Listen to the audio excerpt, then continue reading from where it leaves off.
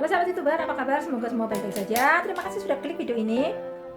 Hutang memang salah satu bentuk perusak pertemanan, pemutus tali persaudaraan, bahkan banyak ribuan nyawa yang hilang karena menagih dan ditagih utang. Kasus yang akan saya bahas adalah nagih utang nyawa hilang. Bukan hanya satu nyawa, tapi 3 nyawa penagih utang melayang. Hal ini terjadi di Surabaya dan dilakukan oleh emak-emak berumur 41 tahun. Dan seketika itu juga dia langsung viral. Karena metode yang dia pakai agar penagih utang tidak datang menagih lagi. Gimana kisah lengkapnya? Simak ya teman-teman. Namanya Ibu Astini Sumiarsih, lahir pada tahun 1955. Dia tinggal di sebuah rumah padat penduduk di Kampung Malang, Wonorejo, Surabaya, Jawa Timur. Sejak Astini kecil, kondisi ekonomi orang tuanya sangatlah pas-pasan banget. Bahkan bisa dibilang kurang. Dua orang tuanya selalu sibuk kerja mencari uang untuk memenuhi kebutuhan makan anak-anaknya sehari-hari. Anak-anaknya jadi kurang keurus. Sejak kecil yang ngurus Astini itu kakak laki-lakinya. Tapi si kakak laki-lakinya ini juga belum dewasa. Jadi sangat mungkin saat ngurus adik-adiknya, asal dia lapar kasih makan dan haus kasih minum. Si kakak laki-laki ini berwatak sangat keras, membesarkan adik-adiknya dengan caranya sendiri. Jadi sangat mungkin karakter keras Astini saat dewasa memang terbentuk dari sini. Astini tumbuh jadi wanita yang keras, gampang marah, mudah tersinggung dan sangat sensitif. Sedikit-sedikit emosi alias temperamental. Saat mulai dewasa, Astini bekerja apa saja, tapi dia nggak open BO, apalagi nyuri. Dia kerja halal untuk mencukupi kebutuhan hidupnya. Sampai pada akhirnya Astini menikah dengan pria bernama Supili. Si pria ini kerjanya serabutan, penghasilannya juga nggak menentu. Sering nggak pulang beberapa hari karena tidak punya hasil untuk diberikan kepada istrinya. Setelah menikah, anak pertama dan anak kedua mereka meninggal saat masih bayi. Lalu mereka pun punya 3 anak lagi. Tapi ekonomi keluarga Astini ini tetap kedip-kedip seperti lampu, kurang setrum. Menurut para tetangga, Astini ini sebenarnya orangnya ramah dan sangat suka menolong. Tapi sifat temperamennya tetap utuh dan sering kumat. Jadi sering ribut-ribut dengan tetangga hanya untuk hal-hal yang kecil. Soalnya Astini ini terkenal sebagai orang yang suka ngutang untuk memenuhi kebutuhan sehari-harinya sob.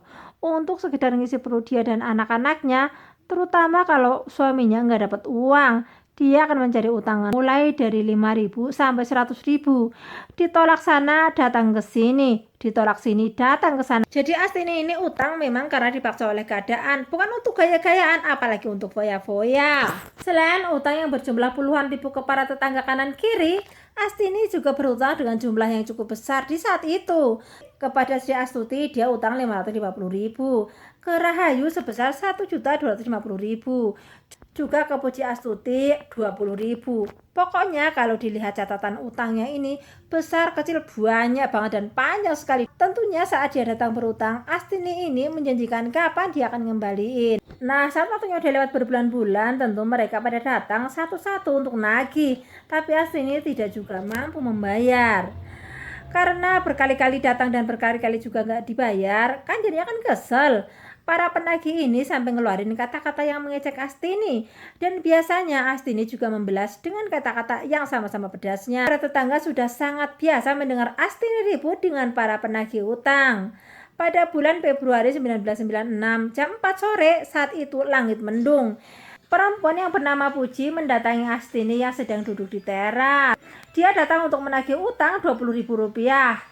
Tapi seperti hari-hari yang lalu, saat itu Astini tetap nggak bisa bayar. Astini beralasan untuk makan hari ini juga nggak ada. Anak-anaknya pun belum makan dari pagi. Karena kesal sudah bolak-balik ke rumah Astini, Puji pun ngata-ngatain dan maki-maki Astini yang pastinya sangat nggak enak didengar. Astini lalu mengajak Puji masuk dan duduk menunggu di ruang tamu. Astini masuk kamar dengan alasan untuk mengambil uang. Tapi saat itu dia bukan mengambil uang, melainkan mengambil sepotong besi panjang yang langsung dipukulkan ke kepala Puji berkali-kali tanpa ampun. Suara hujan yang deras menutupi suara jeritan Puji. Puji pun meninggal di tempat. Kepala Puji pecah bersimbah darah di ruang tamu rumah tersebut. Setelah memastikan kalau Puji sudah tewas, jenazahnya yang masih lemas diseret dibawa ke dapur untuk kemudian ditutupi dengan tikar. Malam hari saat anak-anak Astini sudah pada tidur, sekitar jam 2 dini hari, Astini dengan tanpa rasa ngeri memotong-motong jasad Puji menjadi 10 bagian dan setiap bagiannya dimasukin ke kantong kresek. Malam itu juga Astini membuang seluruh bungkusan berisi potongan tubuh itu ke seluruh tempat di daerah Surabaya.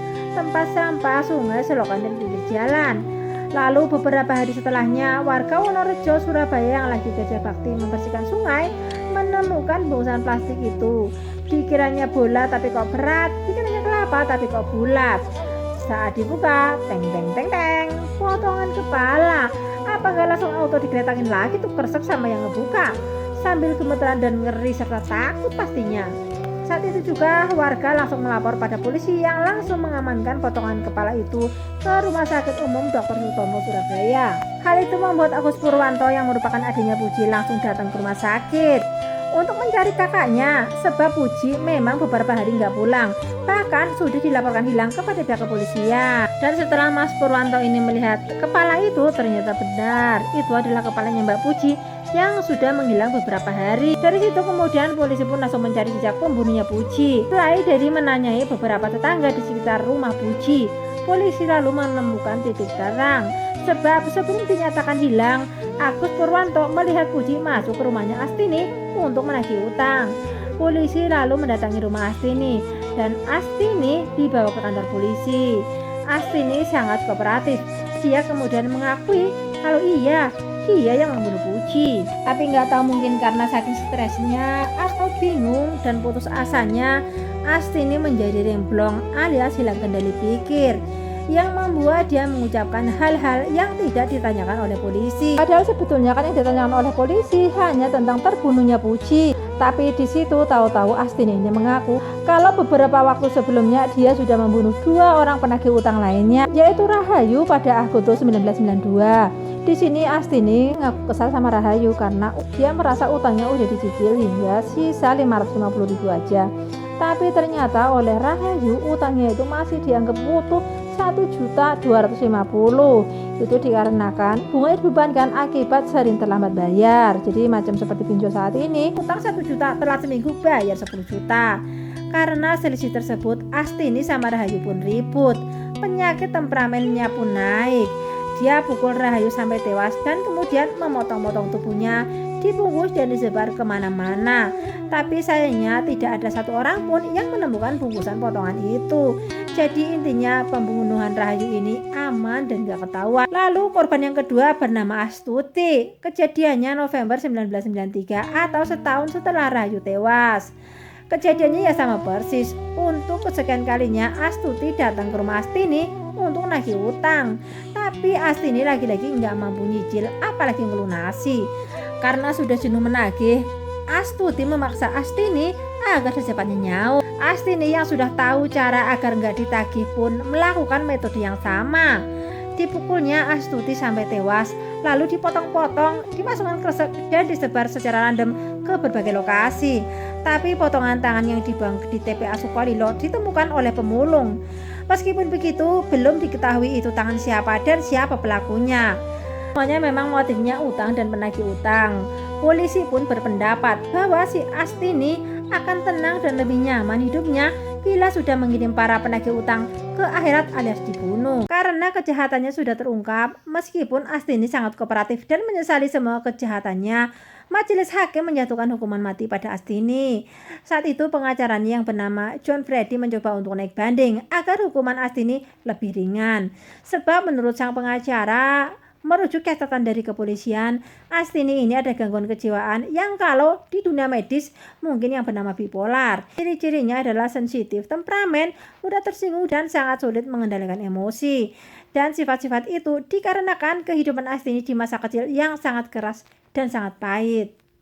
Bahkan saking suramnya, Astini selalu nangis saat diminta menceritakan kisah masa kecilnya.